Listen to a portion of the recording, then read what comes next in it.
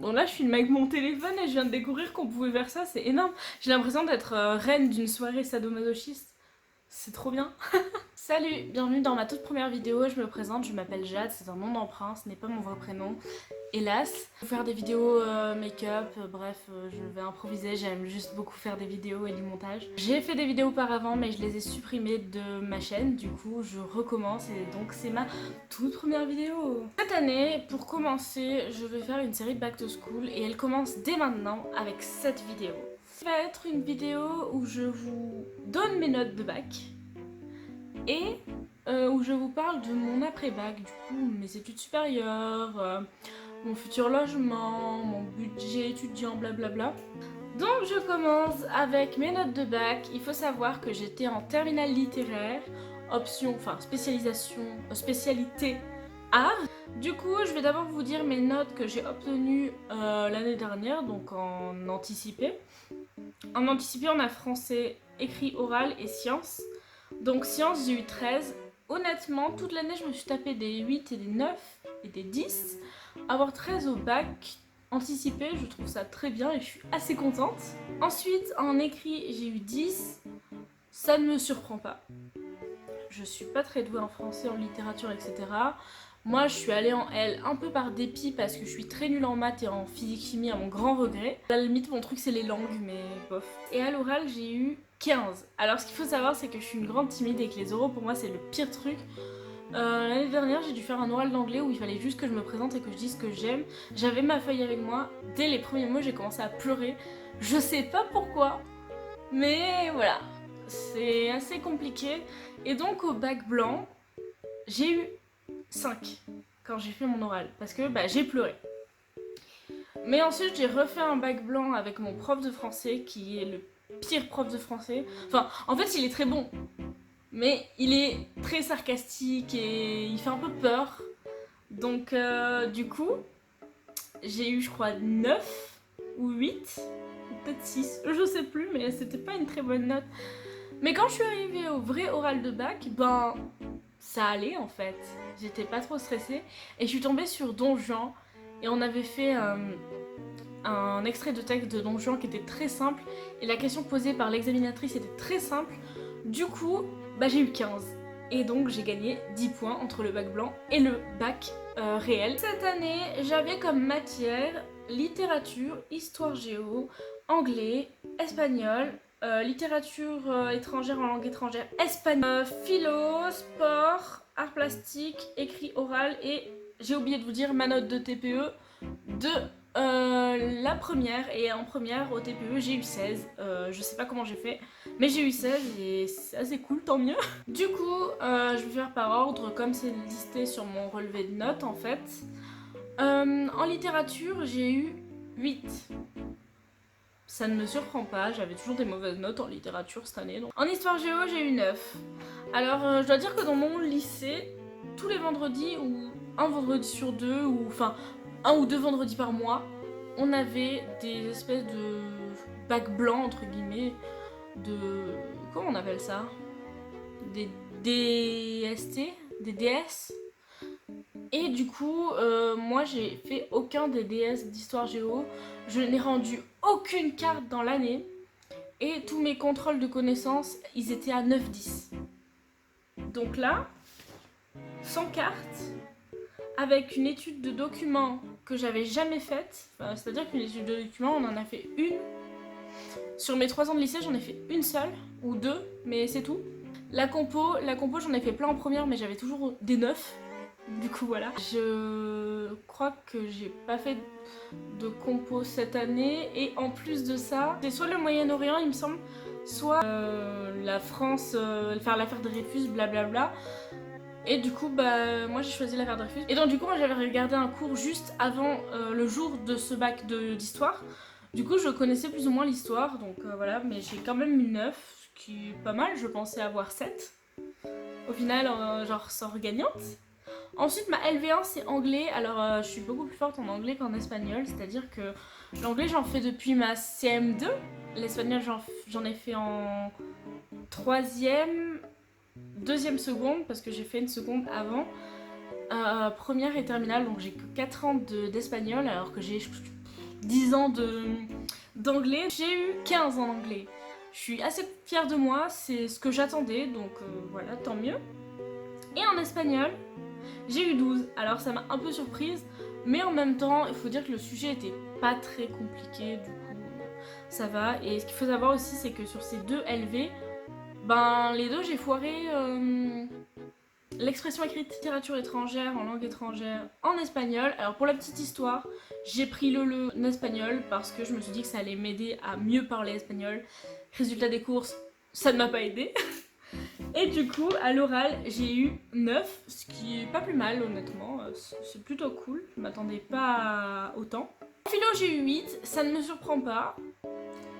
En sport, j'ai eu 10, ça me surprend un tout petit peu parce que j'ai fait du rattrapage, j'ai dû faire un rattrapage de sport, je pensais pas que c'était possible, mais j'ai dû faire un rattrapage de sport. En art, à l'écrit, j'ai eu 10, ça ne me surprend pas également parce que j'avais 9 à chaque devoir d'art qu'on rendait.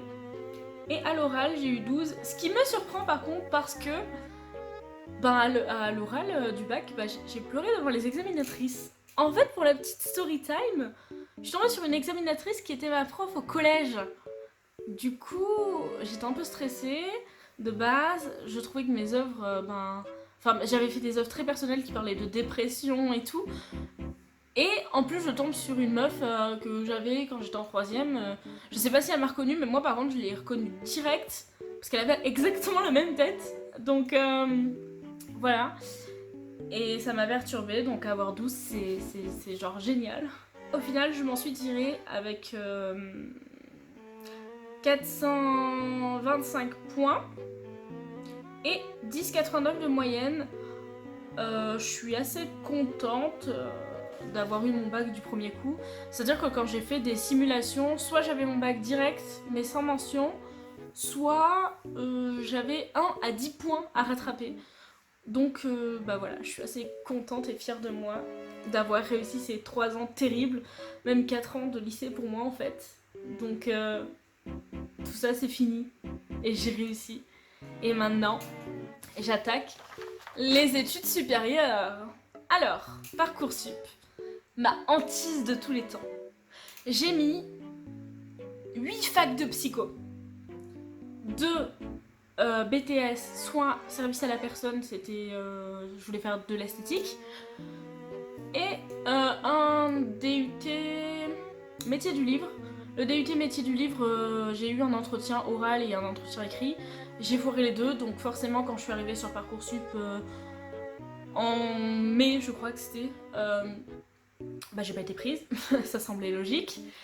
Les BTS, j'ai pas été prise à un direct et l'autre j'étais sur liste d'attente, j'ai laissé tomber la liste d'attente. Et les facs de psycho, j'ai été acceptée à une. J'habite dans le sud-ouest. La fac de psycho où je l'ai acceptée, c'était dans le sud-est. J'avais pas envie d'y aller, je vous avoue. Et en plus de ça, quand j'ai fait mes demandes de logement, je me suis retrouvée avec un 9 mètres carrés. Avec juste, je crois que j'avais juste une salle de bain et la cuisine commune. Et là, je me suis dit, bon, le destin ne veut pas trop de moi là-bas, alors je vais pas y aller, donc j'ai retiré mon vœu. Et c'est là que je me suis retrouvée en liste d'attente sur 3 facs de psycho, parce que sur les 8 que j'avais mis, j'en ai gardé que 3, j'avais gardé Bordeaux, Toulouse et Albi. J'étais loin sur les listes d'attente. Albi, je crois qu'à la fin j'étais 99e, mais ça n'avançait pas, du coup, zéro intérêt en fait. Et j'ai décidé de faire la phase complémentaire parce que je me suis dit, je regarde ce qu'il y a, s'il y a des trucs qui me plaisent, bon on va prendre, et puis au pire, je cherche un truc un peu près de la psycho, genre des neurosciences ou des trucs dans le genre. Et puis j'ai trouvé de l'histoire de l'art. Et c'est là que j'ai décidé de faire de l'histoire de l'art parce que je trouvais que c'était une bonne idée. Je sais pas vraiment si c'est une bonne idée encore, j'ai pas encore commencé la fac. Mais à la base, mon but c'est la psycho. Donc voilà, je rentre en L1, histoire de l'art et archéologie, à Toulouse. Pourquoi Toulouse et pas Bordeaux? Parce que, en fait, quand est venu les logements, j'ai eu 0 logement à Bordeaux de ok, mais j'ai eu un logement à Toulouse. Du coup, je me suis dit, si je dois chercher quelque chose dans la phase complémentaire, ça doit être à Toulouse. Et donc j'ai été acceptée genre le lendemain de ma demande. Vraiment, ma lettre de motivation, elle était toute nulle, je crois qu'ils l'ont même pas lue. Je crois que ça devait être genre bonjour, j'ai été acceptée en logement à Toulouse et je voulais faire psycho mais j'ai pas été acceptée, du coup s'il vous plaît acceptez-moi. Enfin, le fond c'était ça, la forme c'était pas ça mais le fond c'était ça. On verra, si cette année me plaît, je continue là-dessus et si ça me plaît pas, je vais en psycho. Quoique, même si en fait ça me plaît, je préfère quand même tenter la psycho parce que ça m'intéresse vraiment beaucoup. Du coup, j'ai un logement à Toulouse. C'est mon tout premier logement de toute seule. Là, je vis chez mon papa. Voilà, ça c'est ma chambre. Enfin, vous voyez qu'un bout de ma chambre, mais j'ai une grande chambre, elle fait 20 mètres carrés. C'est très grand pour une seule personne qui dort juste dans sa chambre. Mon futur logement fait 15 mètres carrés. En fait, je crois qu'il en fait 30 et quelques. Mais vu que sur le site du crew, je me suis fait niquer. En fait, si vous voulez, j'ai un T1 bis. Un T1 bis, c'est un T1, donc j'ai une chambre, la cuisine et la salle de bain, tout. Mais la chambre, elle est séparée. Et en fait, comme il y a une entrée dans la chambre, et ben, j'ai une coloc. Ça ne me l'avait pas indiqué, je l'ai su il y a une semaine. Je vais donc avoir une colocataire. Je suis un peu sous l'axe, je vous avoue, parce que je voulais vraiment vivre seule et pas du tout en coloc. Enfin bref, c'est pas le propos. Je suis assez contente quand même d'avoir mon logement parce qu'il y a des gens au fond qui n'ont rien eu. Donc moi j'ai eu tout à la première phase, donc voilà, c'est cool. Par contre, il faut vraiment qu'on parle d'argent, tout simplement. Je suis boursière. Je suis boursière échelon 6. À ça d'être échelon 7, vraiment à ça. Et en fait, il y a des tas de trucs à payer dans le logement. Des tas et des tas. Alors j'ai échappé à la CVEC, j'ai échappé à l'inscription, enfin aux frais d'inscription à la licence, parce que je suis boursière. Mais j'ai pas échappé aux 100 € de réservation du logement, à donner direct sinon il reprenait le logement, et au dépôt de garantie de 260 €. Et au-delà de ça, quand je vais arriver en septembre, il faudra, si je me trompe pas, que je donne le loyer. C'est-à-dire que là, mon père, il va débourser 500 € pour moi. Moi, je ne peux pas. Même avec ma paye, je ne peux pas parce que j'ai d'autres trucs à acheter pour le logement. Par exemple, du linge de lit, je n'en ai pas du tout. Enfin, pas pour un lit, une place. Donc, il faut que je m'achète du linge de lit. Il faut que je vois... Enfin, il faut que je vois plein de trucs. Et puis même, mon salaire, à la base, ben... je l'utilise pour me payer des fringues et des trucs comme ça l'été parce que je soulage mon père un peu. Et donc là, il va se retrouver à payer 500 €. Voilà, j'ai un petit peu le seum, je vous avoue. Je trouve ça excessivement cher. Si je suis boursière et que je demande le crew, c'est parce que j'ai pas d'autre solution. Bref, je trouve ça un peu abusé, mais bon, je suis quand même contente d'avoir un logement. Il y a des gens, là on est en août, et ben ils ont pas de logement pour septembre. Je sais pas comment ils vont faire et je trouve ça très triste. Donc voilà. Du coup, je serai inscrite à Toulouse Jean Jaurès. Je fais ma préinscription. Je rentre dans mon futur logement le 3 septembre. Et le 6 septembre, j'ai mon inscription administrative. Et le 9 septembre, il y a la visite guidée du campus que je suis pas sûre de faire. Je vais voir si c'est obligatoire ou pas. Mais si ça l'est pas, je vais pas le faire. Oh non, je suis en train que j'ai jeté tout le papier sur mon choix. Non, regardez, c'est mon relevé de notes. C'est un peu chiant aussi le fait de faire son inscription en septembre dans cette fac là. Bon, en même temps, ça m'arrange parce que c'est à Toulouse et j'habite quand même à 3 heures de Toulouse. Mais en même temps, c'est pas cool parce que du coup, ma bourse elle va être versée genre en octobre. Le temps de donner mon certificat d'inscription pour avoir la bourse définitive et tout. Bref, en septembre, je vais bien galérer. Enfin bref, je crois que j'ai tout listé. Ensuite, je voulais vous parler de ce qu'il fallait que j'achète pour mon logement, mon budget et tout. Mes revenus, ça va être ma bourse. Mes parents qui vont me donner assez pour que ça fasse 500 € par mois. J'ai le droit à l'aide à la mobilité puisque je change de région. Et je vais essayer de tenter de trouver un petit job un peu pourri. Je fais du ménage actuellement, donc si je peux trouver un peu la même chose. Je pense que j'ai parlé de tout. Honnêtement, je sais pas quoi dire de plus. Cette vidéo dure extrêmement longtemps pour une première vidéo. Mais je suis très heureuse d'avoir pu tourner enfin. Et donc voilà, n'hésitez pas à vous abonner si ça vous plaît, à commenter, à liker, à disliker même si ça vous plaît pas. Enfin bref, voilà, je vous laisse et puis bye bye.